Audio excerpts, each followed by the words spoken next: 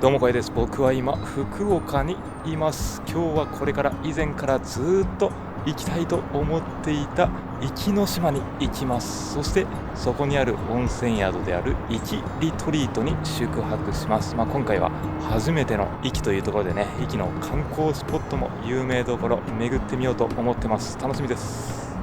福岡に来ていますって言ったんですけど、僕は今福岡市に住んでるんで、実はもう家から車で5分ぐらいでここの博多港に来ることができるんですよね。で、目の前にあるここから壱岐行きのフェリー、ジェットホイールですね。今ちょうど左側から来たこれかな、これに乗って向かいます。これ高速船なんで、なんとたったの1時間ぐらいで壱岐島に到着することができます。長崎県なんですけどね、壱岐島は。ただここ博多からの方が近いという、そんな立地でございます。クルーズじゃないや、ジェットホイール乗り込みます。右手のこれ、中はこんな感じで指定席になってますね。往復で1万3000円ぐらい、意外とそれなりの値段しますね。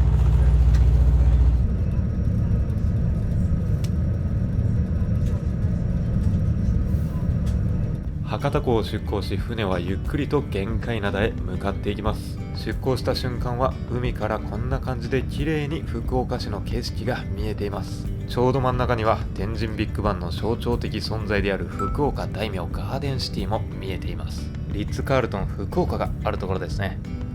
そしてさらに進んでいくと、福岡市を象徴する景色が目の前に見えてますね。ペイペイドーム、ヒルトン福岡、シーホーク、福岡タワー。福岡といえばこの景色を思い浮かべる人も多いでしょう。進んでいくと目の前にフェリーが見えていますが、今回は高速船で1時間ちょっとで到着ですが、このフェリーだと駅まで2時間20分から30分。ただ車を積んでいくことができるのが魅力的ですね。で、奥の方にはおそらく糸島、唐津、呼子方面の景色が見えています。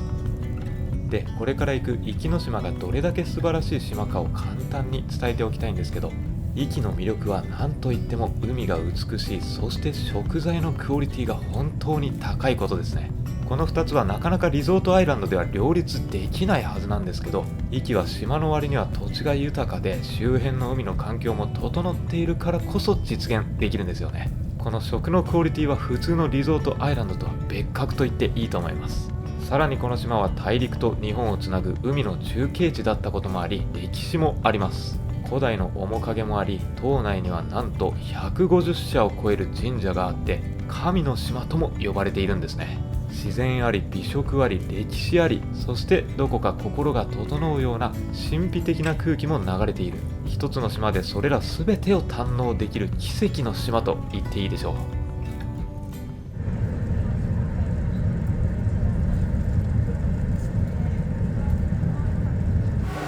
到着しました。こんな感じで帰りの便も結構たくさん人並んでるんですね、朝から。じゃあここの郷の浦港でレンタカーを借りて、これから観光に出かけます。レンタカー港まで持ってきてくれました。ベアーレンタカーっていうところで1泊2日で1万1000円。じゃあまずはここの郷の浦の近くにある展望台があるみたいなんで、そっちに行ってみます。島ですけど、こんな立派な橋があるんですね。で、比較的平坦な島なはずなんですけど、壱岐は今から行くのはさすがに展望台なんで、坂道をこんな感じでぐいぐいと上がっていってます。竹の辻展望台、駐車場が近くにあって、こっちの左手から登っていくんですかね。で、ちょうど到着したばっかりなんで、このマップが分かりやすいですね。今到着したのがこの郷の浦っていうところですね。島内でも一番大きな町になります。で、ここか。今展望台があって、今日はこっちの方、右手の方をぐるっと行って、お宿がこの辺にありますね。明日この上のところにも綺麗な海、ビーチあるみたいなんで行ってみます。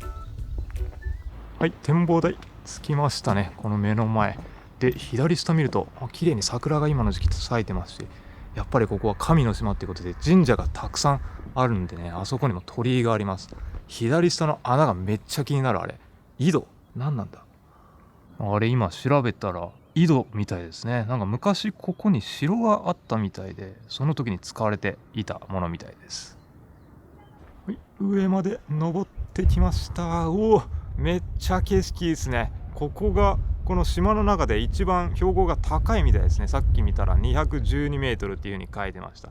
この壱岐自体は本当に平坦な島で、火山ではなく堆積岩でできた島なんでね、そんな地形になってるんですけど、ここだけちょっとこうポコッと丘のようになってるんで、高い位置から見下ろすことができます。で、左下がさっきまでいた郷の浦のエリアですね。島内で一番大きな町があるエリアなんで、建物がたくさん密集しているのが分かりますね。いやでも奥の方にもちょっとポツンと、あそこ離島じゃなくてでも橋でつながってるな。やっぱりこの辺りはね、この島がたくさんポツンポツンと連なってるのが景観として綺麗ですよね。で、右手ずっと行ったところにもこっちまでぐるっと島内見渡すことができますね。ちょっとこっち上雲あるのが残念ですけど、これからどんどん晴れていくと思います。で、天気が良ければこっちの方にプサンも見える日があるみたいなことを書いていましたけどね。今日は奥の方はうっすらとこれ見えているのが多分対馬ですね。昔の人たちは福岡博多港を出発して、ここ壱岐を経由して、そして対馬を経由して韓国プサンの方まで、昔の人というか今も行くんですけどね、航海の起点としてここ壱岐も使われてたっていうことですね。いやでもこういう密集した港町もある中で、山の方を見てみてもポツンポツンと建物があって、集落ではないですけどね、やっぱりこの広大な敷地があるんでね、この港のエリアとこの山のエリアで家の建ち方が全然違うっていうのも味わい深いですね。こちらが対馬の方向になっております。で、本来ですと対馬の島影が水平線の上に見える予定だったんですけど、ちょっと霞んでまして、本日は対馬は見えていない状況でございます。はい。で、この後ビーチ行こうと思ってたんですけど、ちょっと雲がまだ抜けるまで時間かかりそうなんで、気になるカフェにやってきました。ちょっとさっき通り過ぎちゃいましたね。ここが入り口でした。バナナジュース。これね、モーリーさんが来てたんでちょっと気になったんで来てみました。皮まで食べられる国産バナナジュースって書いてますね。農園もう目の前なんでね、これ期待です。わ、すごいこれ。中入ったらバナナグッズがたくさん売ってますよ。店内一色バナナ。今ですね、提供できるのがバナナジュースになります。サイズが L と M と S とございまして、牛乳と豆乳ですね。牛乳が大丈夫だったら牛乳の方おすすめです。味がはっきり、してるんでっていうこと。はい。それとすいません、ソフトクリーム類は今ちょっと時期的にやってないんですけども、その代わりといってはなんですけど、バナナリーフアイスクリームって言って、多分世界でうちだけしか作ってないと思うんですけど、葉っぱがですねすごく綺麗なんです。そして無農薬でですね作ってるんで、葉っぱをですね粉にしましてですね、それをいろいろな加工品に混ぜてます。は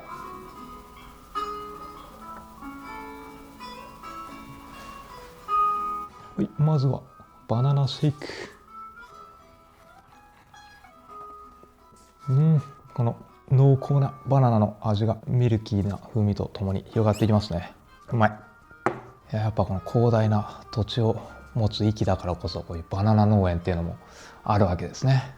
壱岐牛とかウニだけじゃなくていろんなものがあるんですよ。お、すごいこれバナナリーフアイス。食感もこれすごい柔らかいですね。カッチカチじゃないです。バナナの味がするんですかね。おお抹茶っぽいですね。なんか抹茶っぽいけど、そうか、バナナシェイクを飲んだ後に食べたからちょっとバナナの風味も感じられますね。この中入ってるんですか、バナナの風味。やっぱ少し入ってるんですね。すごいバナナの風味も感じながら、そこでこう上品な抹茶もね味わえるっていう。食感もいいですねこれ。ちょっとつぶつぶのですね下揚げすると思うんです。そうですよね。それ葉っぱのそういうことですね。葉っぱのそれでちょっとざらつきもあるんですね。世界でここにしかないアイスクリームです。いいですね、特別感が。はい、うまい。いや美味しかったですね。バナナで、今からまた車走らせたらこんな感じで左右に田園風景が広がってますからね。すごいですね。なんか離島感もあるけど、本当九州の一部っていう感覚もありますよね。糸島的な。そしてこれから綺麗なビーチに向かいます。でドライブ中にちょっと気になる風景があったんで立ち寄ってみたんですけど、ここもなんか遺跡があるんですよね。原の辻遺跡っていうところで、この昔ながらの生活スタイルの家というべきか、そのままこれ残されてるんですかね。それを再現してるのかちょっとわからないですけど、やっぱりここの壱岐は歴史がある島でもあるんで、なんと魏志倭人伝に登場する対馬の国の中心集落の跡地っていう風に推定されてるみたいです。この奥の方までありますけどね、建物がちょっとこう吉野ヶ里遺跡っぽい風景もなんとこの離島でありながら歴史も感じることができるっていうね、すごいですね壱岐は。はい、この辺りで大陸との交易の拠点だったことを裏付ける遺跡遺物がたくさん出てきてるみたいですね。いや全然知らなかったですね。ちょっと来るまで壱岐にこんなものがあるとは。なんとここが邪馬台国の玄関口だった可能性が高いっていう風にチャット GPT さん言ってます。まさか壱岐に邪馬台国の玄関口があったとは。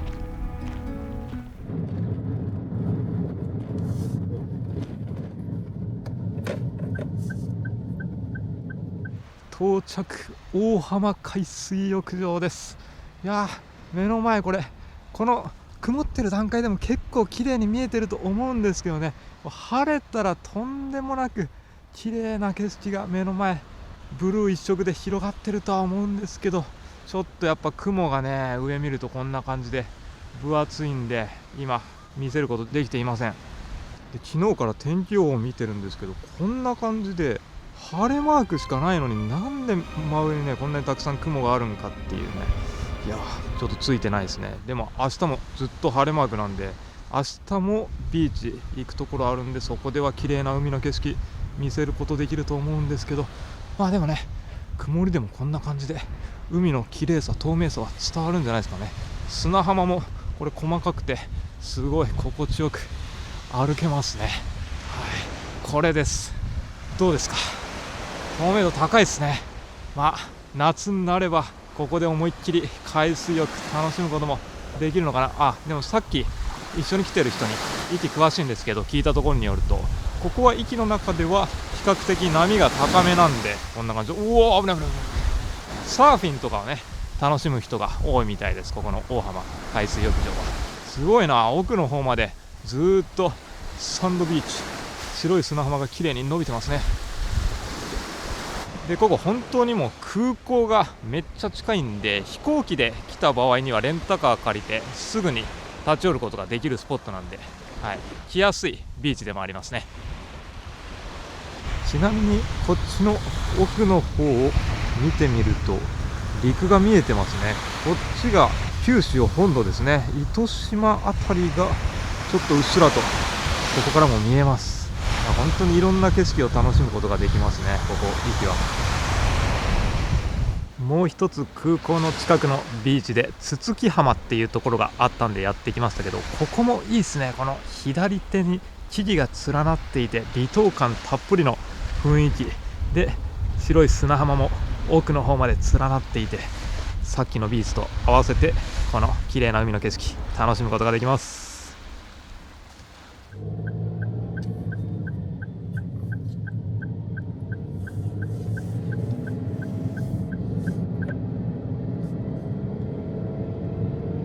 はい、やってきました小島神社です。ここも壱岐の中でも有名スポットの一つですね。目の前の左手の方に鳥居が見えますかね。でここ海の中を歩いてあっちの鳥居まで行くことができる神秘の神社です。で干潮の時だったらここが完全に陸とつながって歩いていけるんですけど、今はちょっと満ちてますね。はい、ここが壱岐のモン・サン・ミッシェルっていう風に言われてるそうです。僕まだモン・サン・ミッシェル行ったことないですけどね、今度夏行く予定なんで楽しみですね。それも干潮の時にしか行けないんで、神に選ばれた時にだけ行ける神社っていう風に言われてるみたいですよ。で一応ね干潮の時間調べたんですけど、朝の6時か夕方の6時っていう風に今の時期は出てきたんで、ちょっと無理ゲーですね、その時間帯だったら。ということで来てみたんですけど、はい、見事なまでに満ちてきてます。なんかこの辺まで上がってきそうなぐらい。いけるかな。あれ長靴とか裸足だったらいけるかもしんねえな。行ってみるか。いやーこれはちょっと裸足でも厳しいかな。こっちの方なんか囲われてますね。この辺温泉みたいな感じになってますけど、今日は壱岐の、泉質のいい温泉にも入る予定なんで楽しみですね。いやこれは泳いでしか行けないかな。いや残念ながら今回は神に選ばれなかったです。一緒に来た人に神に選ばれなかったんじゃなくて、お前がただ調べなかったそれだけのことだろって言われちゃいました。よし行くぞ。裸足で、うわ冷た、これは冷たい。うわ危ないね、これ滑ってこけそうなんだけど、これはちょっと厳しいですね。神に選ばれなかった今回ばっかりは。ここから遠隔お参りで勘弁してください皆さん。ちょっとこれは YouTuber といえども難しいですね。また来ます、モン・サン・ミッシェル。なんかめっちゃ漁港っぽいところにやってきました。次の観光スポットはお地蔵さんがたくさんいるところ。観光地っぽい雰囲気全くないけどな。はい、来ました。ほらほげ地蔵。お、奥の方にお地蔵さん見えてますね。もうこれはまた面白い光景ですね。本当に海の目の前に危ない危ない、すみません、こんなたくさんお地蔵さんが並んでいて、でこれめくってみると中がちょっとポコンと丸くなってるから腹ほげ地蔵っていう風に言うらしいですね。ちょっと失礼します。あれちょっと上まで脱がすことできないようになってますね、これね。あ、触ってみると分かりますね。ここがちょっとポコンと、丸くなってます。海難事故とかで亡くなった人たちを弔うために作られたものみたいです。やっぱこの海上貿易の拠点となったところなんで、そういうのの安全を祈願したりするので、祈ることが非常に多い土地柄だったから、こんな風にお地蔵さんであったり神社がたくさんあるという文化なんですね、壱岐は。一気に景色が良くなってきたぞ。この左手、この先にまた絶景スポットがあるみたいです。到着、左京花っていうところですね。この芦部町っていうところが到着した郷の浦ともう一つ港があるんですよね。なのでさっきのジェットホイール、この芦部の港に着くものもあります。そして目の前がこんな感じで、うおー、ちょっとさっきよりもこう荒々しく波があって、これはこれで大自然の息吹を感じられる光景が目の前に広がってますね。ボコンと突き出た岩が印象的ですけどね、この辺の波しぶきが美しいですね。わー、ちょっと歩いていったらこれまた迫力の海がこんな感じで真下断崖絶壁ですね。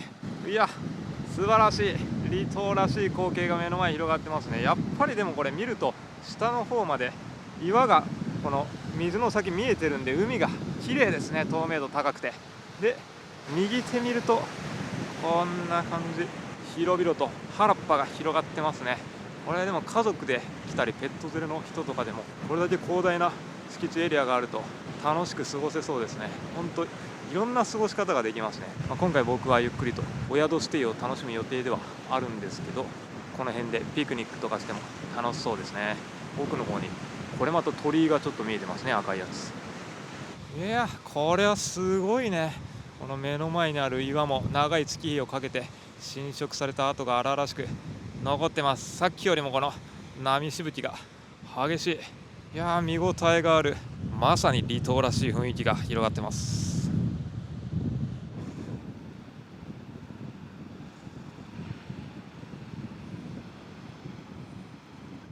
はい、でランチを食べに辰野島ですね。明日遊覧船乗る予定ではあるんですけど、そのエリアに来ました。はい、もうすぐランチ到着です。ウニを食べに来ました。壱岐らしく。こっちもでかいな、港。ここだね。完全に漁港ですね。路線バスもしっかりこれ走ってるんですね。ここの一番北側から南側の郷の浦までこのバスで行くみたいです。そしてご飯はこの辺生ウニ丼って書いてますけど、この右手の綿摘みっていうところです。はい、でメニューが左上に生ウニ丼って、もうウニ大好きな人はねこれがいいでしょう。真ん中に壱岐は他の海鮮も美味しいんでね、この海鮮丼にウニのせをすることもできます。あとはこんなものもありますよ。ウニも食べれる、刺身も食べれる、生き牛も食べれる、この贅沢御膳ね。僕はちょっと欲張りなんでこれ注文しちゃいました。来ました、贅沢御膳ですね。生き牛初めて食べます。そして真ん中に紫ウニっていう風に言ってました。お刺身もたっぷりいただきます。いや、美味しそうにお肉が焼ける音が聞こえてますけど、そんな中でお刺身をいただけます。これはブリかな、醤油。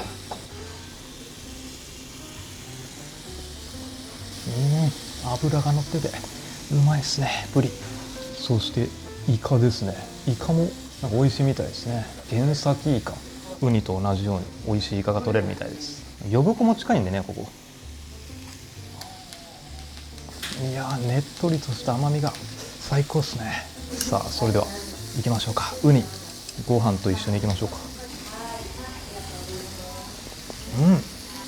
うまいですね。今シーズンじゃないんで、もう本気のウニじゃないはずなので、これさすがやっぱウニ好きは最終的に息に息つくっていう風にね言われてるみたいなんで、さすがっすね。僕個人的にね、ちょっとこのウニの生臭さがあると苦手なんですけど、臭さが全然ないですね。臭みがなって、このウニの濃厚な甘みがちゃんと感じられます。シーズン外してこのうまさだったらベストシーズンめっちゃさらにうまいんでしょうね。これはご飯進む。そして最後は生き牛、ね、この生き牛とウニは絶対食べるべきっていうふうに言われますからね。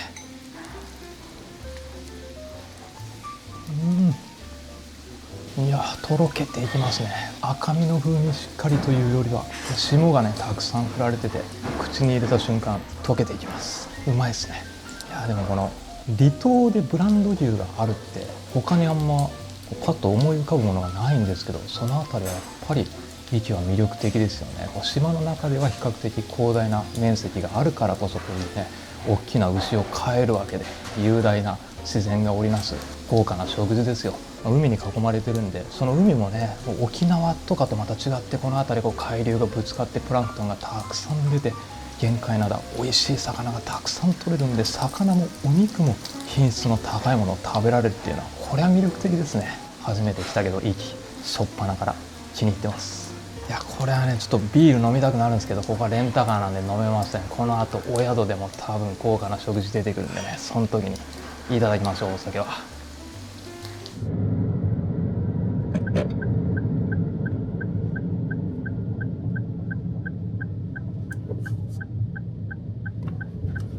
到着しました。イキリトリート。外観がこんな感じで、1992年にできたっていう風に書いてましたけど、リニューアルとかを繰り返していて、とても綺麗な外観ですね。では中に入っていきます。イキリトリートのリトリートとは隠れ家を意味していて、壱岐の大自然に包まれながら1日12組限定の落ち着いた空間で特別な滞在を届けてくれます。全室源泉かけ流し露天風呂付きのオーシャンビューであり、海の景色が素晴らしいのはもちろん、約1700年の歴史を持つ温泉は他ではなかなか味わうことのできない鉄分の多い赤褐色で、泉質も格別です。そして何より食材の宝庫であるここ壱岐島の最高品質の食材を使ったお料理は唯一無二であり、他のお宿とは一線を画しています。日本の離島で唯一ミシュラン5つ星を獲得しているお宿で、このお宿のためだけに壱岐に行く価値が間違いなくある、そんなお宿です。いや、入ってきた瞬間にまず目の前に飛び込んでくるこの海の景色、素晴らしいですね。で、こっちにはお土産売り場ですかね。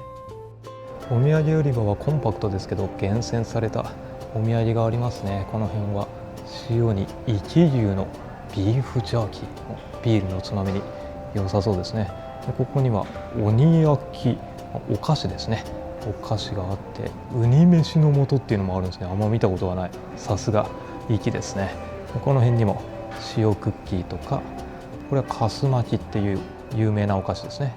こっちにはブイヤベースで、これなんですか、ママ泣かせっって書いてますけど、トマトですか？有名なんですかね、駅はトマトが。あとはカラスミも、これ結構いい値段するな。はい、カラスミも駅はあって、この辺りはショルダーバッグとかノマドフィッシュソープ、ソープも販売されてるんですね。見た目がこんな感じで可愛らしくていいお土産になりそうですね。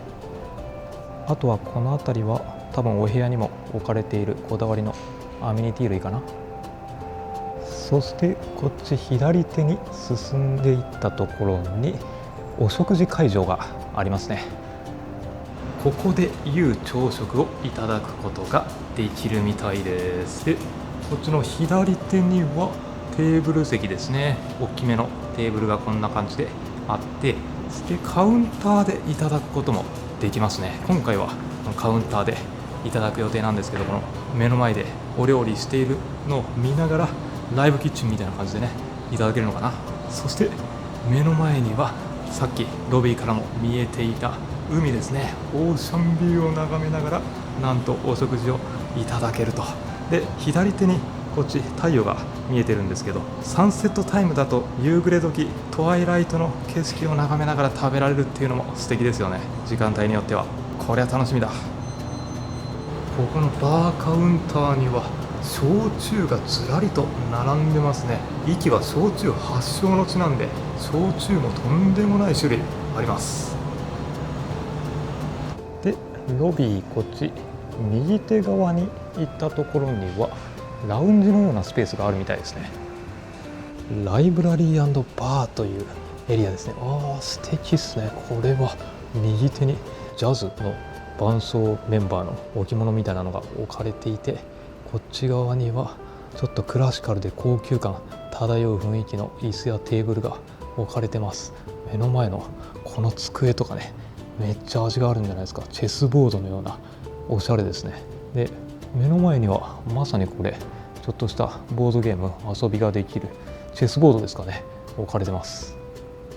でさらにはこっちの左手にはドリンクのサービスがありますね。目の前これがコーヒーで、右手の方にはちょっとした軽食おやつですね。チョコレートとか美味しそうなクッキー類も置かれてます。いやーいいっすね。ここにはドライフルーツ、さらに時間帯によってはこっち側にお酒のサービスも置かれてるんですよね。左手サングリアがありますし、目の前ここには、シャンパンのサービスまで置かれていて、その右手にはオレンジジュースかな。ライブラリーというところで、この辺りには本も、これ壱岐にまつわる本ですかねなどが置かれていたり、あとは雑誌かな。上にはこれ高級なお酒かな、ウイスキーなども飾られてます。でさっきのお酒をこの素晴らしいオーシャンビューを眺めながらいただくことができるということですね。この贅沢な巨大なソファーですね。ゆっくりと腰掛けてラグジュアリーな雰囲気を感じながらゆっくりできそうですね。こちらがかす巻きというお菓子ですね。かす巻き、はい、真ん中があんこで周りがカスタード生地のお菓子。それこそ昔から壱岐のお土産の品としてありますけども、実際にはもっと長いものです。それを一口大にカットさせていただいております。どうぞお茶菓子としてお楽しみください。お茶もですね、隣の対馬で作られたお茶です。初かす巻きですね。壱岐では昔から親しまれてきた和菓子。どら焼きのような風味ですけど、どら焼きよりも生地がちょっとサクッと硬さがあるような感じですね。美味しい。お茶もお茶がめっちゃうまい。なんか和紅茶のような上品な風味ですね。めっちゃ落ち着く味わい。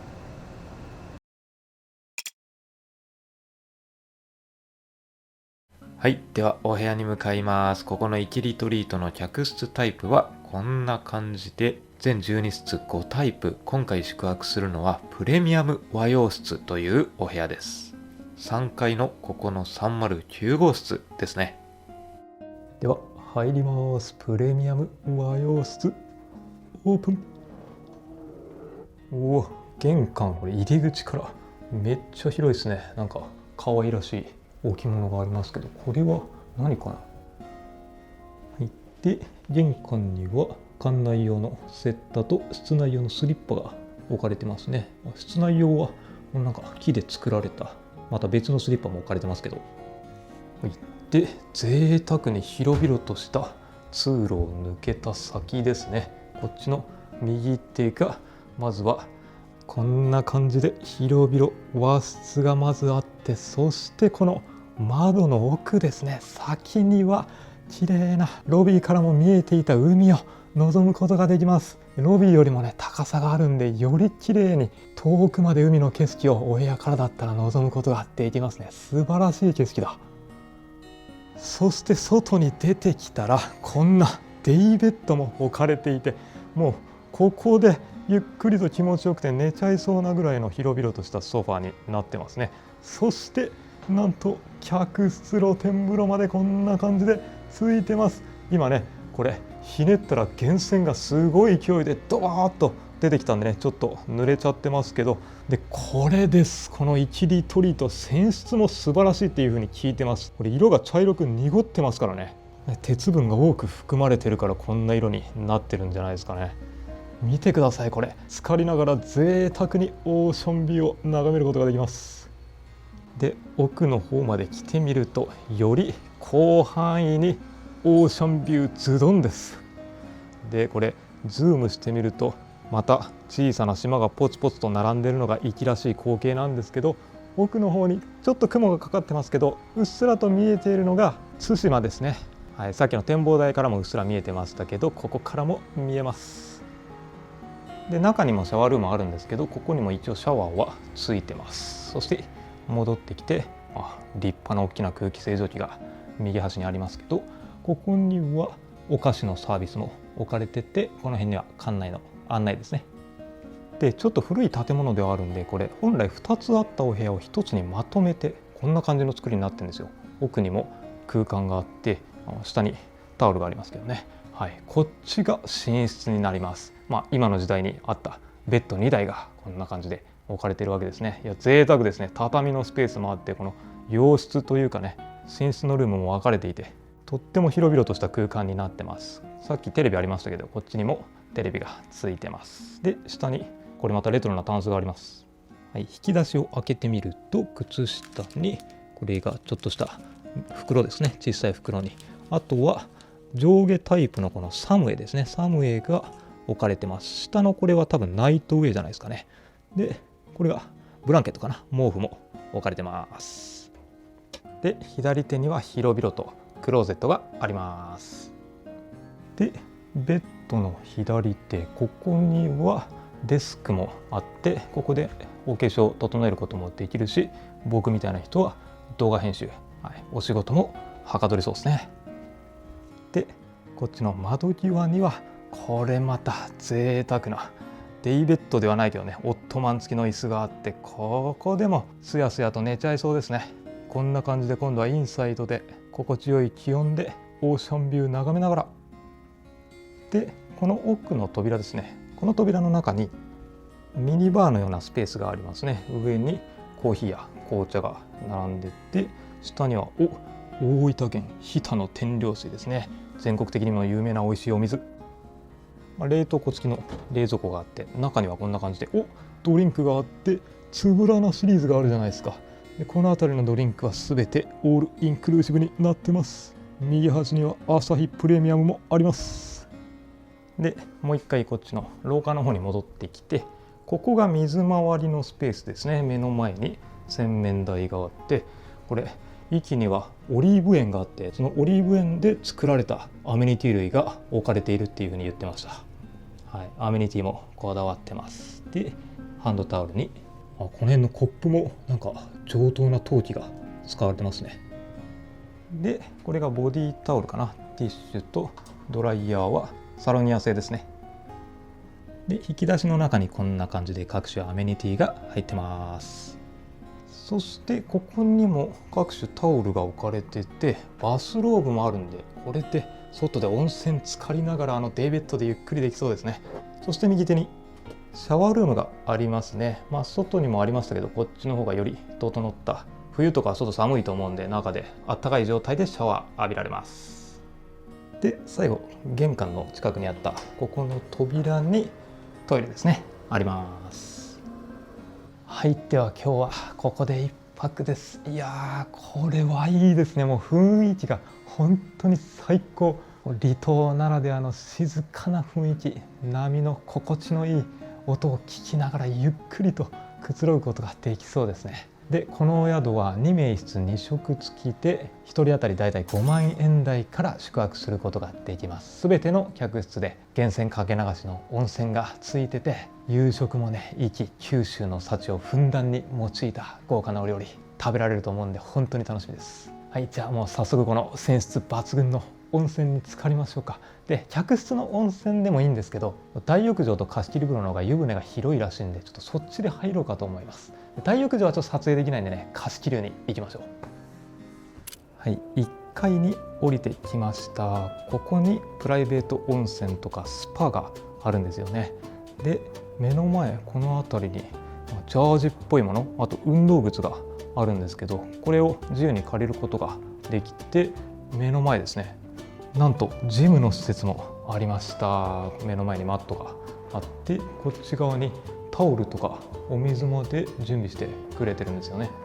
で左手奥の方までちょっとした器具も置かれてて、ランニングマシンと自転車、で窓がついてるんでオーシャンビュー眺めながらランニング楽しめるようになってます。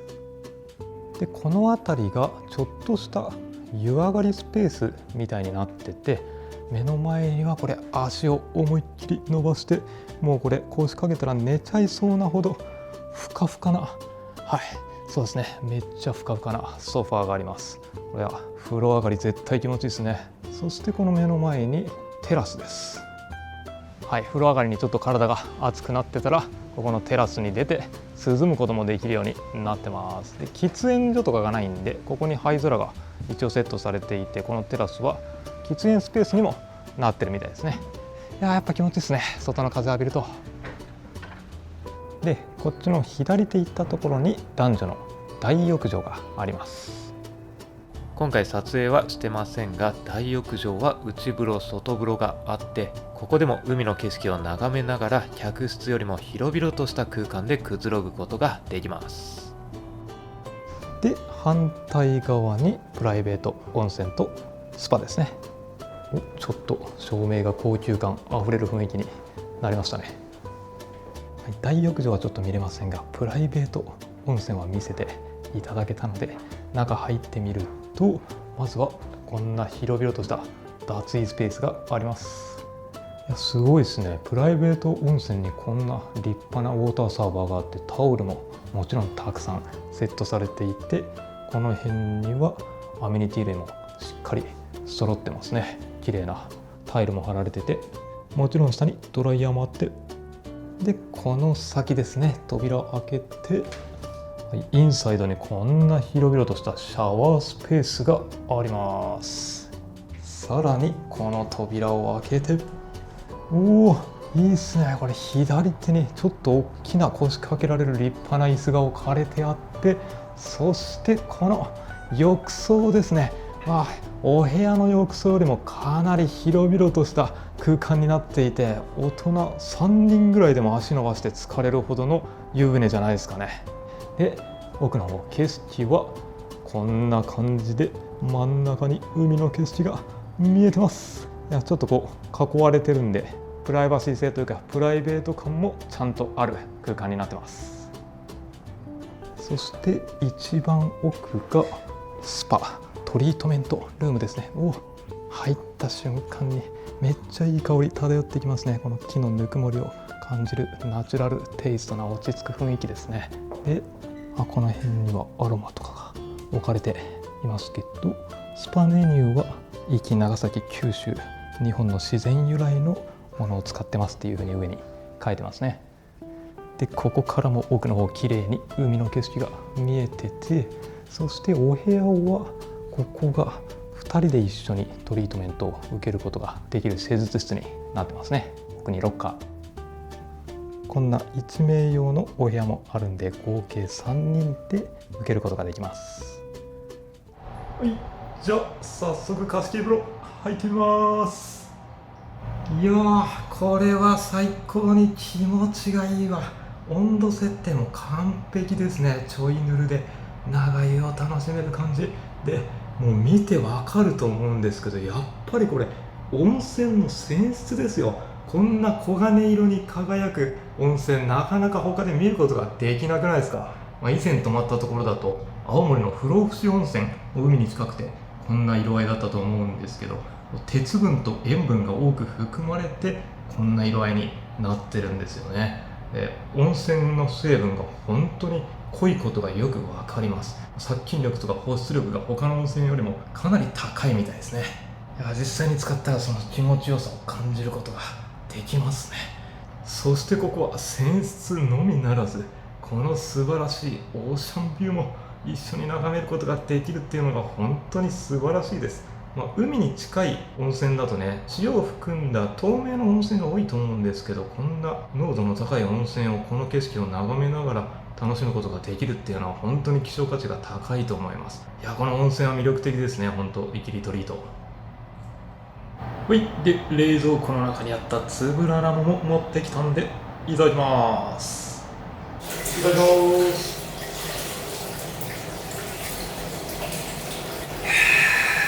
これが絶景と泉質抜群の温泉、そして冷たいドリンク。これは至福だ。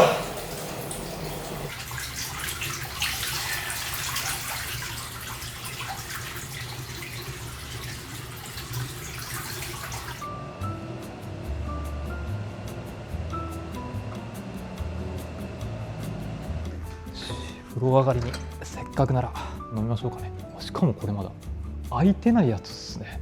今日お客さんが平日だからちょっと少なめだから、なんと一番乗りですよ。これドスコイさんがめちゃくちゃビビるやつなんですけどね。開ける音で開けれるかな。本当にちょっと怖いんだけど、迷惑かけないよね周りに。おお開きました。無事いただきます。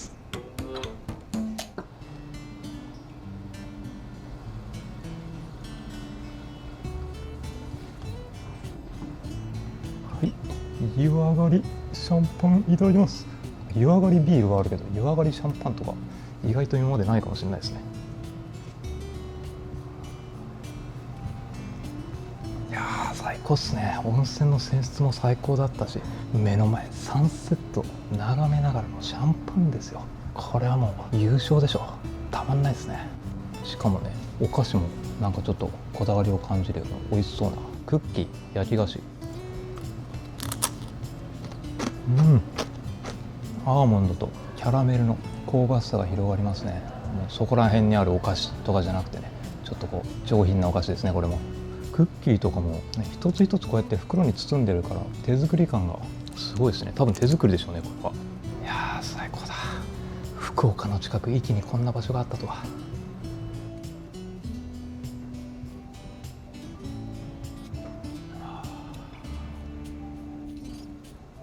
お部屋に戻ってきたんですけど、いい感じにサンセットの時間になってきましたね。こっち左手に沈みゆく夕日をゆっくりと眺めることができそうです。で、時期によっては夏とかはもうちょっとこの右手の方、海に近い方に太陽が位置していて、また季節ごとに見える景色が変わってきますね。いや本当に心地いい波音と鳥の鳴き声しか聞こえてこず、これは癒されますね。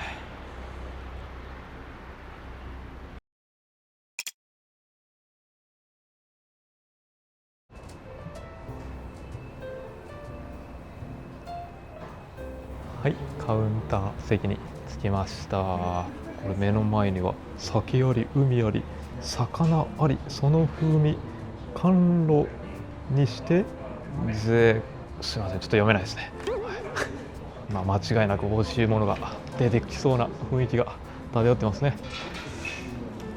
で、これがお献立前菜、焼き物を作り、箸休め、シ魚、最後のデザートまで楽しみだ。これは。これがドリンクメニューですね。なんと壱岐には離島にもかかわらず7つも焼酎の蔵があるみたいですね。これはびっくり。で、それぞれの蔵の説明がこれは最初書かれてるんですね。で、最初のページはまさにここには壱岐の焼酎がずらりと並んでます。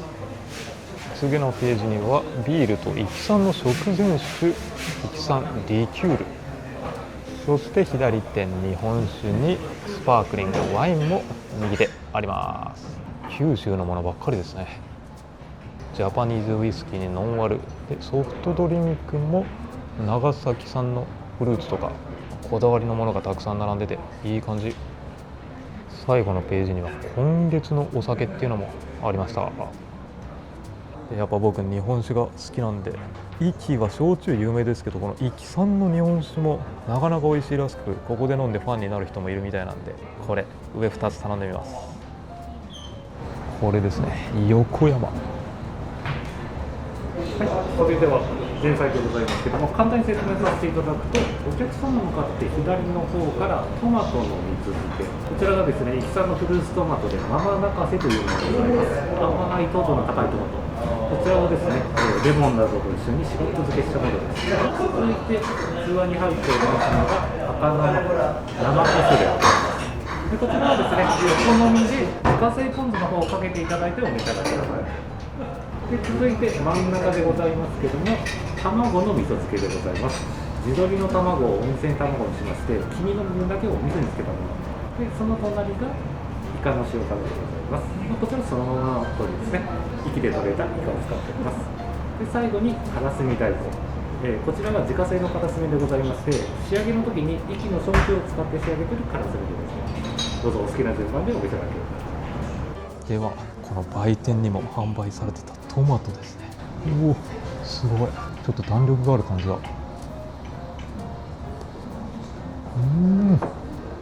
めっちゃうまい。トマトってこんなに美味しかったっけ。甘みもしっかりあるんだけど、ただ甘いだけじゃなくて絶妙な酸味がしますね。それをこれレモンでちょうどよくしてるんだと思うんですけど、これうまいですね、さすが。壱岐はトマトも美味しいんですね。これはナマコっていうの言ってましたね。ポン酢をかけて、うまっ。これもコリコリ食感にちょっとピリッと辛みがあるのと、もみじおろしでさっぱりと後味してますね。これが卵ですよね。黄身の部分が凝縮されてるのかな。いや、これも濃厚卵がね、こう味噌ですっごい上品な甘い味わいに仕立て上げられてますね。あるようでないですよね。味噌と卵ってもう毎日必ず食してるものなのに、意外とないこの組み合わせ。普段食べてるものの中では新しい発見があるんですね。そしてイカの塩辛ですね。うまい。塩辛ですけど、ちょっと柚子っぽい酸味も効いてさっぱりですね。これも後味。そしてからすみ大根です。これからすみだけだったらこの濃厚な海と卵のような風味で濃すぎるんですけど、大根でね、すごい。これも最後さっぱり。いや、これは海の風味があるんで絶対に押しちゃう。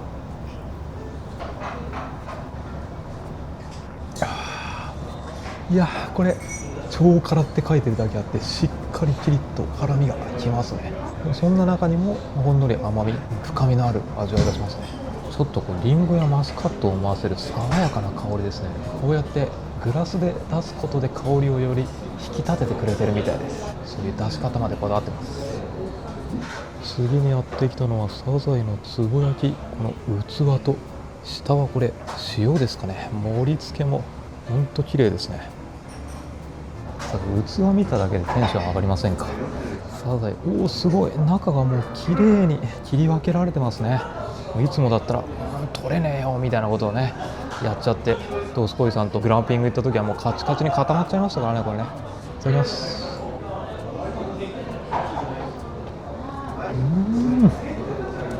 うまっ。めっちゃうまいこれ。だしがうまっ。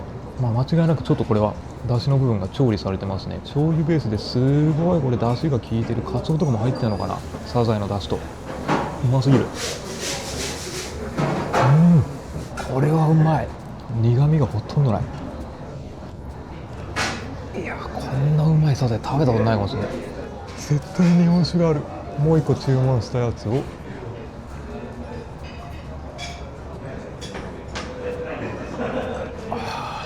これもめっちゃうまいですね。さっきのはより辛みが効いてましたけど、こっちは甘みと辛みのバランスが絶妙で濃厚な風味が広がっていきますね。すごい、何にでも合いそう。これめっちゃバランスのいい日本酒。いや、サザエの出汁と合います。めっちゃうまい。ではこちらのお刺身、まずはお刺身の説明の前に、お刺身の目の前にある器3つ出ておりますけども、この器はお好みでお塩、ポン酢、お醤油、どの器に何を使っていただいても結構でございます。ですけども、全てお塩でいける鮮度です。お刺身、お塩も壱岐の海水で作ったお塩を使っておりますので、お刺身、例えばお塩とわさびをぐるぐるぐるっと混ぜていただいて、塩わさびとして作っていただいて、それでお刺身食べて本当に美味しく召し上がる。今日のお刺身のところではやはり一番珍しいのはこのウニです。ウニも実はまだ解禁にはなっておりません。ですけども、今の時期だけ特別に取っていい日っていうのがあります。でその日で取れたウニを今回ご準備させていただいております。なので本当にラッキーです。普段だったらまだ食べれない時期なんで、紫ウニですね。なのでまずはこの紫ウニ何もつけずそのまま召し上がっていただいて、でもし味が足りないとお好みでお醤油ちょっと垂らしたりとか、お塩を少し入れていただいて召し上がっていただきます。一番手前のところに貝がございますけども、こちらがアコヤ貝、真珠の養殖で使われる貝でございますね。壱岐は真珠の養殖しているところは何箇所もありますので、食べる機会がある食材です。でその上にクエ、九州ではアラとも呼ばれるお魚でございますね。こちらも壱岐では実は年中取れるお魚です。あ、そうなの。はい、回遊するお魚ではないので、壱岐では実は年中取れる魚です。やはり冬のイメージが強いお魚ですけども、この時期でも美味しく召し上がります。で一番上に横輪マグロ、黒マグロでも小さいサイズのマグロですね。横輪、本マグロであるのは間違いなんですけども、言い方が変わったりしますね。壱岐ではマグロも釣れますけども、例えばカツオぐらいの釣り下げれるぐらいのサイズのマグロも取れます。もちろん100キロを超えるサイズもあります。ではこちらお刺身もお好みの召し上がり方で堪能していただきます。まずはアコヤ貝っていうのがあるんですね。初めて聞きました。いただきます。もうわさびと塩だけで絶対美味しいですっていうのを自信満々で言われたんで、そうするしかないですね。普段だったら醤油つけるんですけど、そこまで言うならうまっうまいですね。このアコヤ貝、結構これ小ぶりなんですけど、小ぶりでありながらもうまみ甘みがしっかり出てますね。ホタテのような甘みのある食感なんだけど、食感はホタテよりもちょっとコリッとした感じで、食感と一緒にこの甘い風味を楽しめますね。そしてクエですね。高級魚です。季節他のエリアだったら限定でしか取れないんですけど、壱岐は年中取れると、すごいお魚たくさん出てきますね。いや、うまい。クエめっちゃうまいですね。のどぐろほどジューシーな甘みというよりは、もうちょうどいい甘さなんですよね。ジューシーな甘みもありつつ、それでありながらちょっと淡白さもあって、後味がすっきりしてるんですよね。個人的にはね、ちょっと脂っこすぎるものよりもこれぐらいがちょうどいいんですよ。もうクエは本当に好きなお魚なんでね、なんか焼き魚で結構食べてるイメージなんですけどね、お刺身でなかなか食べれないんで、これは贅沢すぎる。日本酒がすごい。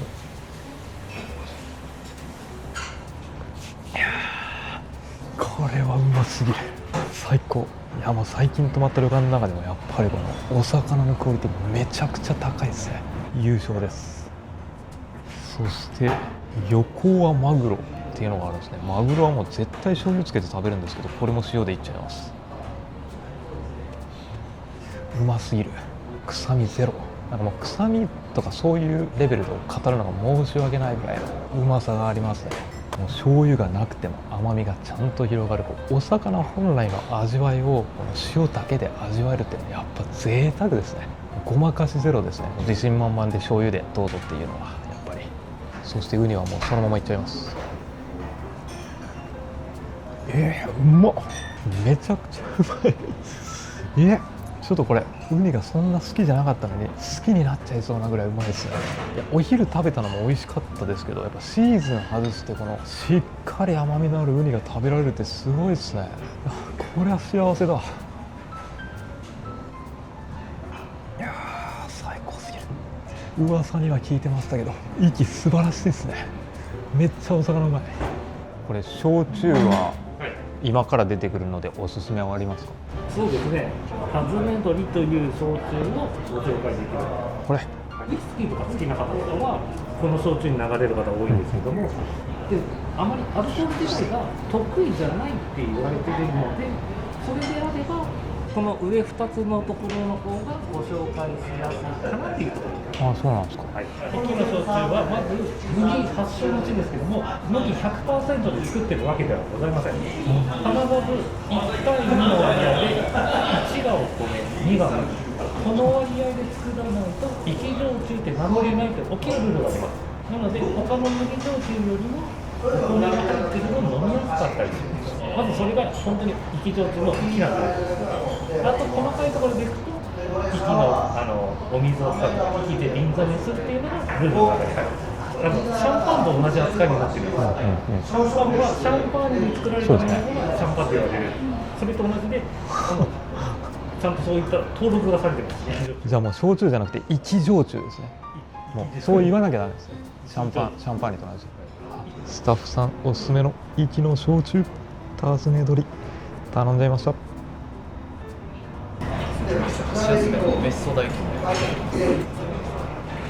では箸休めですね。めっちゃおしゃれですね。これしそに大根。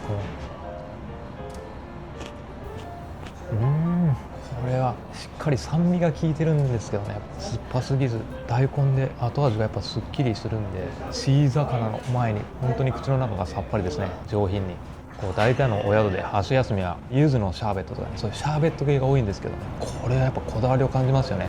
ちょっと一味違うのが出てくるのが。でこの生き焼酎をね、チ魚と一緒にいただこうと思ったんですけど、これだけこだわりのある焼酎だったらこのすっきりした後の一番味覚を感じやすい時にいただきましょう。タズネドリ。うわ、本当になんかウイスキー、スコッチみたいな上品な香りがツーンと抜けていく。さっき言ってた通りね、お米が割合として多めに使われてるんで、ちょっとこう甘さもあるので、すごい焼酎の中では飲みやすいですね。焼酎が苦手っていう人でも比較的飲みやすいプラス、濃厚な味わいではありますけど、本当に香りがいいので香りも楽しめる。氷が溶けていって味わいの変化も楽しめますね。ゆっくりと上質な焼酎いただきます。メダイの米麹焼きでございます。手前の上にありますのはわさび菜、メダイの上に乗っておりますのが白髪ネギを素揚げにしたものでございます。いや、メダイって食べたことないかもしれないですね。マダイはよく聞くんですけど、どんな味だろう。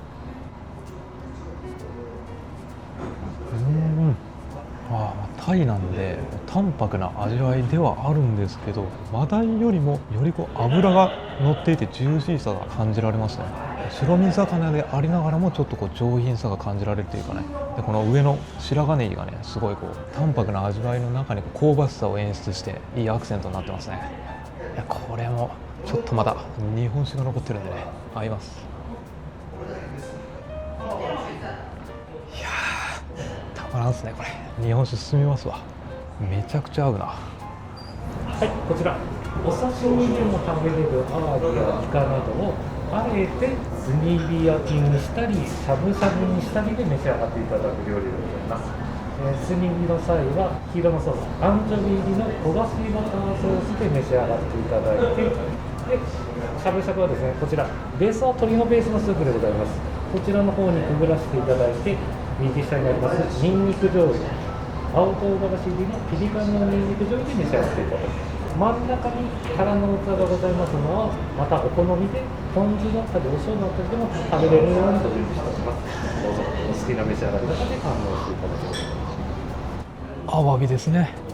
これを炭火で焼くとうまいっていう風に言ってたんでいっちゃいます。そしてイカも乗せます。わかめめっちゃでかいんだけど、これも茹でたら美味しいんだって。わ、色がすぐ変わった。すごい。すごい。わかめ大好きなんでね、味噌汁には 100% 入れるやつ。毎朝わかめはおしてたんでね、ちょっとまずはこのわかめをそのまま食べちゃいますよ。なんこれ、やば、めちゃくちゃうまいんだけどこれ。わかめでこんなに美味しいの初めて食べた。人生一のわかめ、これ来ましたね。ちょっとびっくりなんだけど、わかめでこんなに興奮することあります？いや皆さんちょっとこれ、いや小屋さんまたこれオーバーリアクションでしょみたいなこと思う人いるかもしれないですけど、これマジでうまいです。こんなに美味しいわかめがあったとは、もう自信満々に言うだけありますね。ちょっとびっくりしてます。そしてイカを茹でます。青アビを茹でます。しゃぶしゃぶしたばかりのこのイカですね。何につけたらいいの？アンチョビソースか。ちょっと待って、これもめっちゃうまいです。お刺身じゃないのにちょっと茹でたんだけど、めっちゃ柔らかいで、よりなんか甘みがね、このアンチョビソースと一緒に引き立てられてる感じがする。今までこの完全に和だったんですけど、このアンチョビソースでちょっと洋のテイストも楽しませてくれる感じも、いやワクワクしますね。で実は僕イカそんなに好きなタイプじゃないんですけど、これだったらもうおかわりしたいです。マジでめちゃうまい。でちょっとね、さっきカメラ回してなかったんですけど、焼いたイカもめっちゃうまかったです。焼いたにもかかわらず柔らかい、本当に美味しいイカってそうですよね。そして青アビ焼いたやついきますよ。アンチョビにつけて、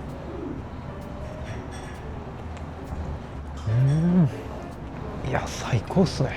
なんかアワビはこう鉄板料理のお店とかもう鉄板焼きでしかこの焼きを味わえないことが多いんですけど、やっぱりうまいですね。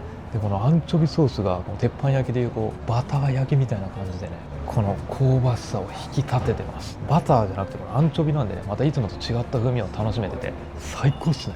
これは意気焼酎進みます。いやー最高すぎる。ロックなのにちょっとこれ今一気にいっちゃいそうで危なかったですね。美味しすぎて素晴らしい。いつにも増してね、この表情で伝わると思いますけどうまいっす。これは初めてですね、体験。ただ鮮度いいですよっていうだけじゃなくて、食べ方でも焼きと茹でで自分で美味しいもの好きなものを選んで食べていいですよっていうのがね、もう本当お客さんを楽しませようとするところ素晴らしいですね。これは本気でおすすめできます。お料理まだ終わってないですけどね。こちら生き牛のすき焼きでございます。それと一緒に地鶏の卵も注いでおります。こちら生き牛のすき焼き、中に割り下が入っておりまして、沸騰してからお肉の方を動かしていただいて、全体的に火を入れて召し上がっていただければ。はい、では実はこのレンゲ、今出てきたレンゲはですね、最後にこのすき焼きで使った卵、残った卵も最後までしっかり召し上がっていただきたいということで、割り下の中に最後ドバッと入れて食べていただけるようにレンゲの方も添えさせていただいて、余すことなく召し上がっていただきます。はい、それではこの後がご飯ものです。お寿司かお雑煮か生き牛カレーですね。はい、雑炊は先ほどのこちらを使っての卵雑炊。沸騰してきました。お肉を浸します。絶対うまい。卵もいい色してますねこれ。生き牛のしゃぶしゃぶ、うまそう。しゃぶしゃぶじゃねえや、すき焼きですね。すき焼きですけど、もうすき煮と言っていいでしょうっていうふうにスタッフさんは言ってましたね。割り下がしっかり入ってるんで。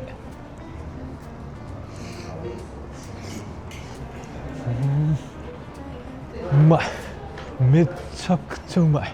いやー、お肉のこの薄切りなのに本当にお肉のうまみ、ジューシーさがしっかり口に広がるんですけど、この割り下がすごいさっぱりとしてて、あとはこの生き牛も霜が降ってるんですけど、後味がめっちゃすっきりしてるんですよ。だからこの終盤でも本当にスイスイお肉入っていきます。これはすごいです。おかわりできそうなぐらいの勢いで、ちょっともったいないですねこれでも一気に食べるのって思っちゃうぐらいうまいです。いや最高すぎる。お魚もお肉もこんなに品質が高いところなかなかないんじゃないですか。しかもお酒もですよ。たまらんす。なんでもっと早く来なかったんだっていう感じですね。すぐそこ博多に住んでるんですけどね。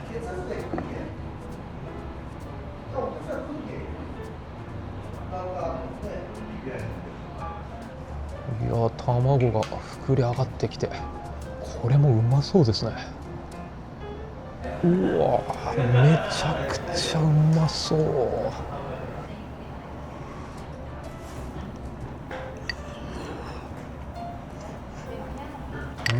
これもうまっ。いやうまいですね。やっぱ出汁がこうすごいさっぱりしてるんで、濃厚な卵でもスイッとずーっともうこのタイミングでいろいろと食べ物入れてますけど、いけますね、ペロッといっちゃいます。いけますね。うまい。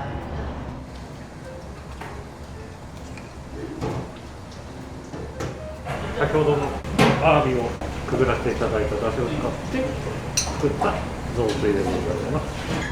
生き牛カレーでございますが、こちらもですね、本当に少量で皆さんも最後カレーでも少し食べたいなという方が結構いらっしゃるので、そういった願いを兼ねて、作っているものでございます。こちら当館で作っているカレーでございますので、ここ限定の品になります。お楽しみください。いやー最初はね、まあお寿司でしょうっていうふうに僕思ったんですよ。そしたらスタッフさんがいやここはですね、やっぱりここでしか食べられないものっていうところでいうとこの2つもおすすめですよって言われちゃって弱いんですよね、そういう限定的な言葉に。ということでこの2品、2人で来たんでね2品頼みました。まずは生き牛カレー、お肉ゴロゴロ入ってます。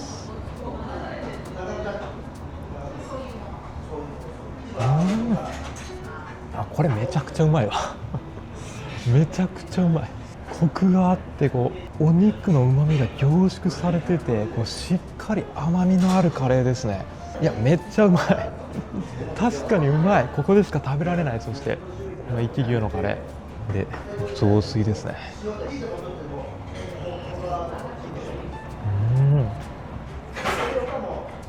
雑炊のうまい。海鮮の風味が効いた塩ラーメンというかね、そういう感じの出汁ですね。締めとしてぴったりの本当に最後さっぱりとした味わいで、それでいてこう海鮮の上品な風味も広がってきます。いやうまい。最後までお酒が進む。いや最高です。最後デザートはメロンが出てきました。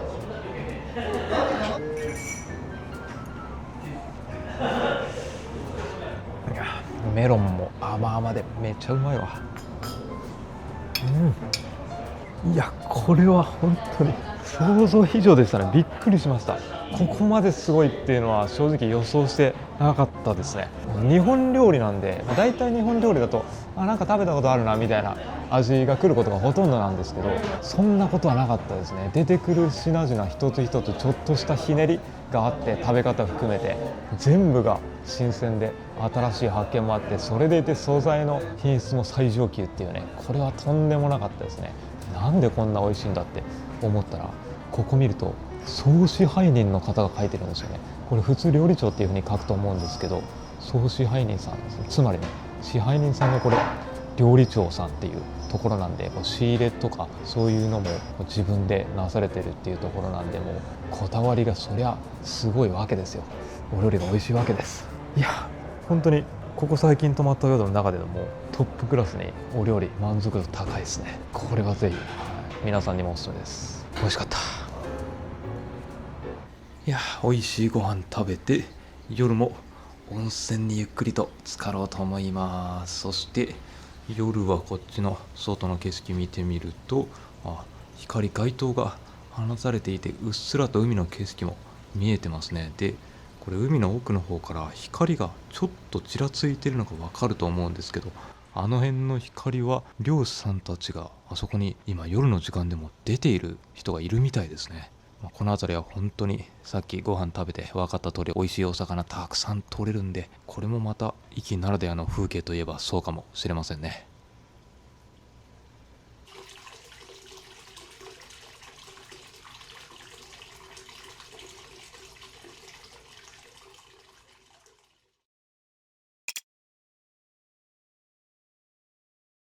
おはようございます。翌朝になって、うわやっぱり海の景色とっても綺麗ですね。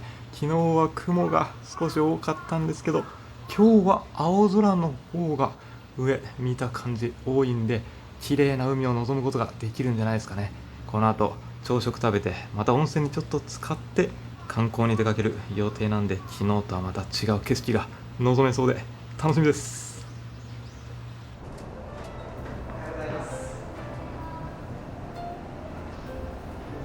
栗の照り焼きですね。で、この卵焼きの下にちょんと乗ってる佃煮みたいな、これが柚子でできてます。ゆべしと言います。壱岐の家庭料理の一つですね。ぜひ食べてみてください。フラワーと壱岐の豆腐で石豆腐ですね。どちらもよかったら壱岐のお塩の方で、お塩ちょっと振って召し上がって。ありがとうございます。はい、朝食やってきました。これお献立も丁寧に書いてくれてます。で、目の前並んでます。いや、もう盛り付けも本当に上品でめっちゃうまそうですね。そしてこっち目の前綺麗なオーシャンビューを眺めながらいただきます。ではまずお目覚め、お宿特製のスムージー野菜ジュースですね。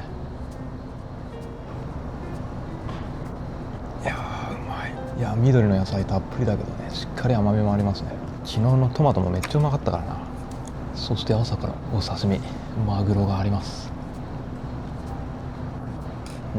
朝も昨日の夜と変わらずうまい。卵焼きもね、すっごい上品に焼き上げられてます。手前側がなんかゆべし添え、ゆべしってなんや、なんか味噌のような甘みと柚子の酸味、その2つが両方しっかり効いてて、これまた新しく初めて食べるこの卵焼きの味付けですね。うまい。朝食にも生きらしさが満載ですね。で、この揚げたての天ぷら、この豆腐も地元のやつって言ってましたね。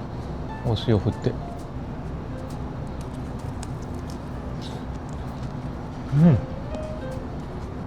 まい。もう揚げたてだからもちろん衣がサクッとしてるんですけど、衣はこう厚すぎず朝でも重たすぎないし、豆腐本来の味がしっかり味わえてうまい。これをこれ黒アワビなんですね。朝からアワビの天ぷらとか食べたことないですよ。これも初体験。いや、でも朝ごはんの和食ってなんかやっぱどこの旅館行ってもまあやっぱなんか食べたことはある味だよなみたいなことが多いと思うんですけどね、ここは今回のこの天ぷらと、あとはこの粋らしいゆべし、これも初めて食べた味だったんで、朝もこの分量とかこのバランスとかも含めて、景色も含めていいっすね。やっぱお食事。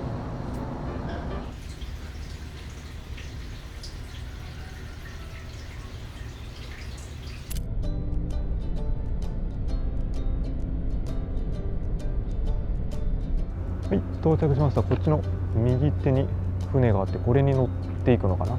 で、こっち側に辰ノ島、切符売り場がここですね。はい、チケット買いました。2000円で約30分の遊覧楽しめます。この船で。はい、出発しました。いやー、このクルーズがやっぱり離島に来たぞっていう雰囲気出ますよね。もう港から出たら一気にこんな感じで無人島っぽい島がたくさん連なってます。で、さっき言った勝本は本当に壱岐の中でも美味しいお魚が取れる漁港というところで、イカであったりブリであったりで、東の大間西の勝本っていうぐらいにマグロも美味しいものが取れるというところで、イキリトリートでも美味しいマグロいただきましたね。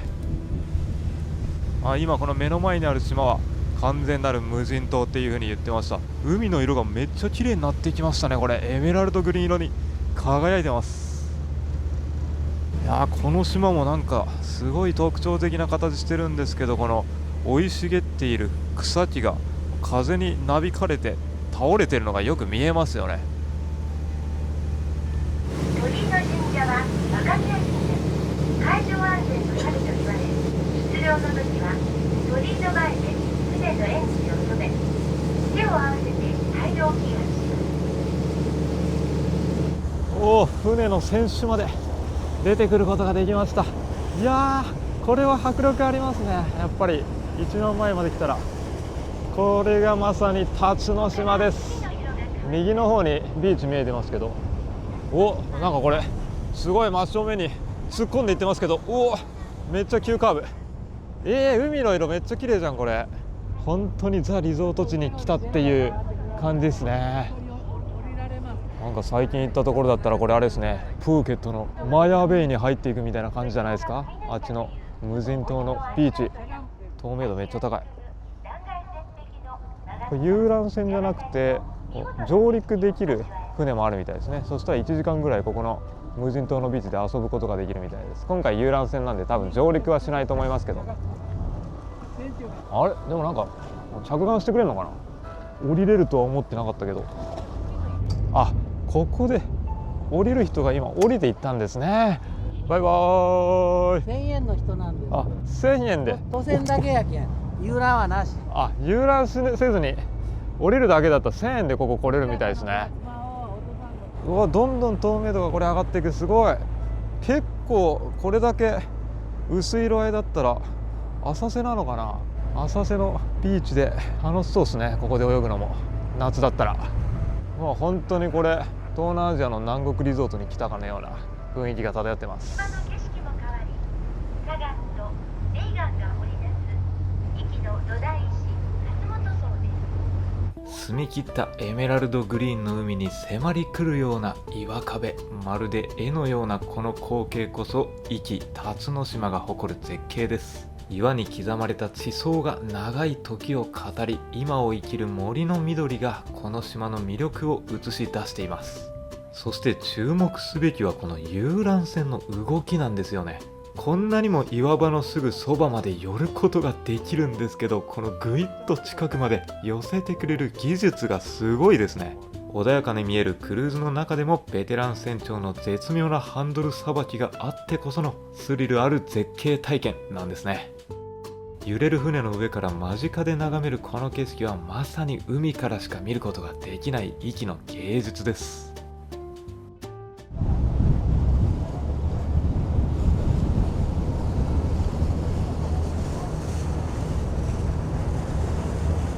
うわー、すごい。この外洋のところまで出ていくんですね。どこまで行くんだろうこれ。やっぱ右手のこの地層の部分がすごいな。層になってるところ。うわ、ちょっと波が高くなった。これしぶきくるんじゃない。うおー、いいっすね。このうおー、ちょっと揺れてきた。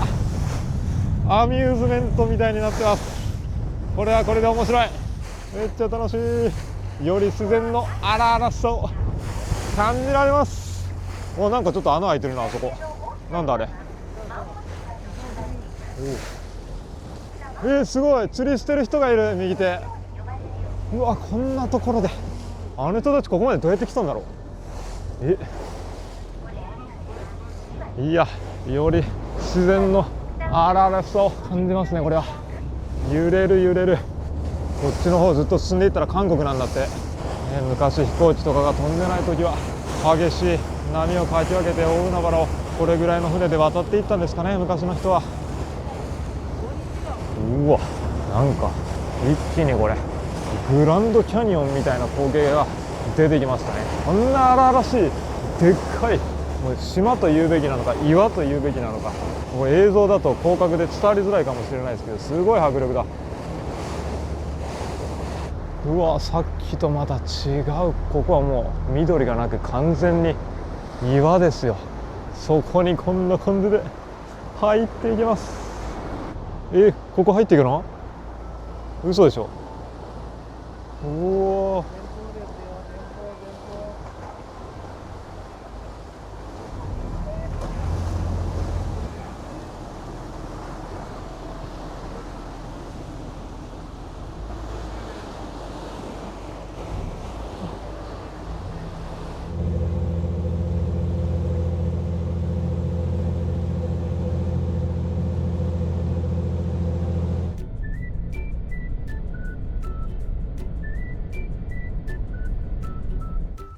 到着しました。猿岩ですね。どこに猿岩が、これ右手のやつか。すごい分かりやすいですね。ここだけ岩肌がむき出しになってて、多分これ左上のところに確かにこれ猿のような顔をしてますね。こんなに綺麗にくっきり分かりやすい岩って見たことないですね。いや、この辺もね、長い月日をかけて波や風によって浸食されて不思議とあんな形になったんですね。やっぱ神が宿る島っていうだけあってね、そういうのもここに現れてるんでしょう。これ壱岐のガイドブックとかにも必ず出てくる有名どころなんですけどね、ドライブの途中でひょいと立ち寄って見ることができるスポットですね。神の島っていうところで外敵を監視している守り神のような存在っていう風に言われていることもあるみたいですよ。で次も景勝地鬼の足跡っていうところに来たんですけど、公園になってるのかな。すごい景色が広がってて、ここはゴルフ練習場ではありませんって書かれるぐらいに、まるでゴルフ練習場のようにこの巨大な草原というかね、芝生の原っぱのような風景が広がってますね。やっぱこれも壱岐らしい雄大な大自然を感じられるスポットです。さっきはゴルフすんなで、こっちは転落注意って書いてますけど、派手な遊びする人がたくさんいるんですかね。これだけ大きな原っぱがあると、子供と遊んでもワンちゃんとかペット連れてきてもめっちゃ楽しそうですね。左手こっちに鬼の足跡がありました。原っぱもすごいね、自然感じられてめっちゃいい風景なんでめいっちゃったんですけど、これが鬼の足跡です。この岩にぽっかり開いた巨大な足跡のようなくぼみが鬼の足跡じゃないかっていうふうに言われていることから、そんな観光スポットになってるんですね。足跡が大きすぎるからこれは人間じゃないだろうっていうところで、言い伝えによるとそうですけど、やっぱりでもさっきからこの堆積岩でできた島なんで、風とか波で浸食されて特徴的な形をした荒々しいこの岩の景色っていうのが壱岐にはたくさんあるんですね。こういう風景も神聖な空気感を醸し出している証でもありますよね。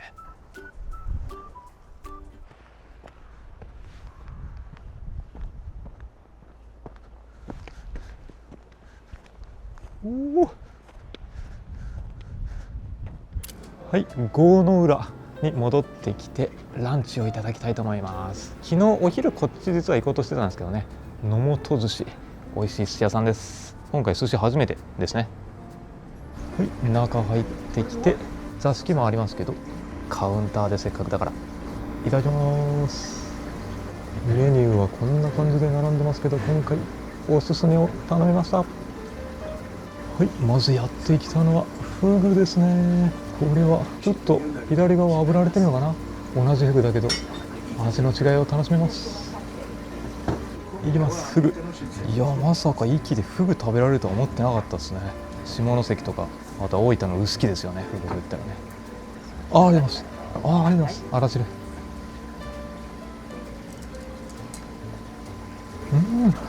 このコリッとした歯ごたえに甘みがあってうまい、本当に。でこっちが湯引き、ちょっと茹でたやつ。湯引き、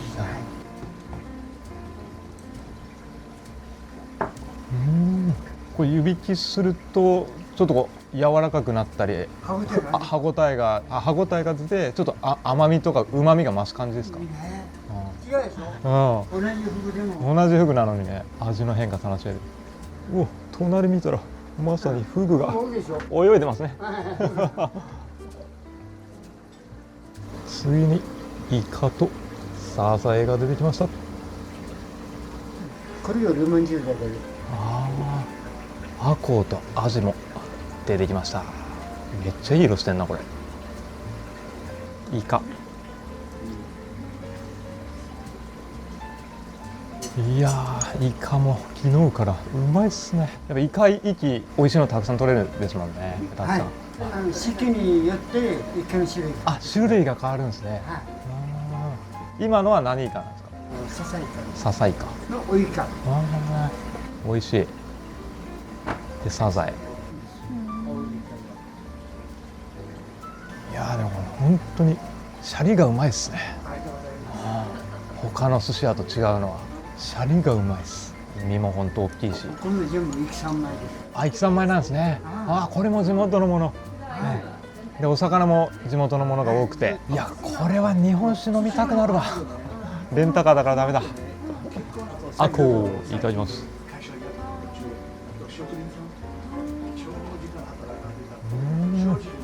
いやアコウもうまいですね。油の乗り具合がもうベストですね。油濃すぎない高級魚ですよ。昨日食べたクエと同じですよ。いやすごいのいっぱい出てきましたよ。これブリトロになんと生き牛、そしてサワラを炙ったやつですね。最後にアナゴです。これやばいな、見ただけでお腹いっぱいになりそうな豪華さ。いや、そしてなんと最後大トロが出てきました。これはもう優勝です。アナゴはあったかいうちに食べた方がいいっていうところなんでいただきます。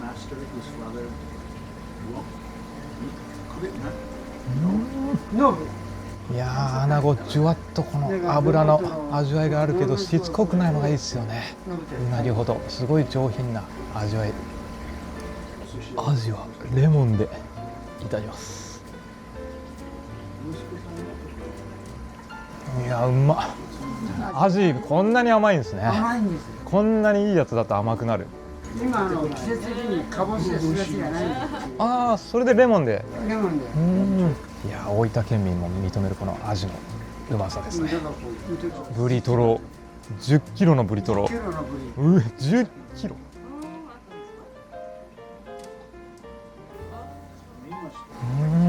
いや、うまっ。ブリトロのとろみがすごい。季節的に今ギリギリ食べられると。そうですね。冬の終わりブリトロ。旬のお魚をいただけるわけですけど、生き牛は年中いけちゃいますね。ラーメン食べるの。いや、うまい。生き牛もなんかめっちゃジューシーなお肉の風味があるのにしつこくない後味が。何食べられました？生き牛です。ああ、いいでしょう。はい、うまい。いやー、お寿司も極上でお肉も極上のものを食べられるお寿司屋さんってないんじゃないですかね。他に生きにしかないんじゃないですか。もういや、こういうレモンのこういう食べ方っていいですよ。サワラです。ちょっと炙ってるんですね。はい。サワラ。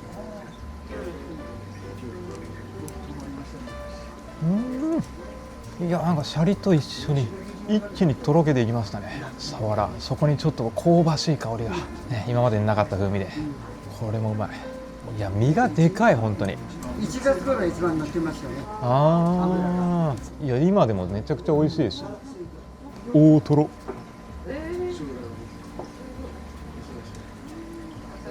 いやー、ここ最近で一番とろみがすごい大トロですね。これただとろけるだけじゃなくて、本当にこのお肉の甘みが広がります。甘みがうまい。いや、昨日のイキリトリートに引き続いてね、やっぱりうまいです。ご飯イキです。まあね、僕もやっぱいろんなお宿行って美味しいお寿司もたくさん食べてきたんですけど、やっぱここのは美味しいですね。本当シャリが美味しくて身がでかい、間違いのないお寿司屋さんですね。で、シーズンによって違う品がもちろん楽しめるっていうのはそうなんですけど、ほとんどがイキさんっていうのがすごいですよね。イキのポテンシャル半端ないです。あ、地元の人も福岡県だと思ってるんですか？もう半分やね。もう生活圏は全部福岡なの。思ってるんですねそうなんだ、福岡だよっていう感覚なんですね、地元の方々。長崎に行ってすごい遠いです。長崎に逆になんかめったに行かないですよね。行かない。それ面白いですね。はい、そしてご飯食べて、昨日来た大浜海水浴場にもう一回来てみました、帰る前に。そしたら今日は雲一つない青空が広がってるんで、こんな感じで昨日見た景色とはまた違う景色広がってます。エメラルドグリーン色に輝く海ですよ。いや、博多から船で1時間でこんな綺麗を望むことができるビーチがあるなんてびっくりですね。いや、これ間近に来たら本当に綺麗なのがよく分かりますね。透明度めっちゃ高い。やっぱり日本海の海綺麗ですね。まあ今は冬の終わり、春に差し掛かってきてるんで、またこれからどんどん夏にかけてさらに綺麗な海の色合いを見せてくれるんじゃないですかね。これはまるで沖縄に来たかのような感じですね。素晴らしい景色。